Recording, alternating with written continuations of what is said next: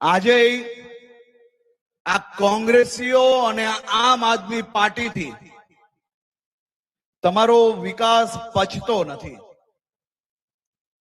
તમને મુખ્ય ધારામાં આવતા રોકવાનો એક મોટું કારસ્તાન આ બે પાર્ટી સાથે મળીને કરી રહી છે. મોબાઈલના નેટવર્ક નાખવાના હોય તો એમને ચિંતા થાય કે મોબાઈલના નેટવર્ક જો બધા જ ગામોમાં આવી જશે અને બધા જ ગામોમાં જો મોબાઈલ ચાલુ થઈ જશે તો આદિવાસી સમાજને તો બધી સાચી માહિતી મળી જશે. પેલા ગામે ગામ તક રોડ કેમ નતા બનાવતા?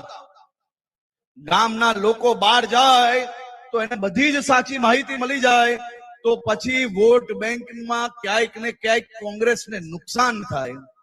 આવા એક પછી એક ખૂબ મોટા પાયે આ સૌ લોકોએ મળીને આદિવાસી સમાજ પર અત્યાચાર કર્યો છે.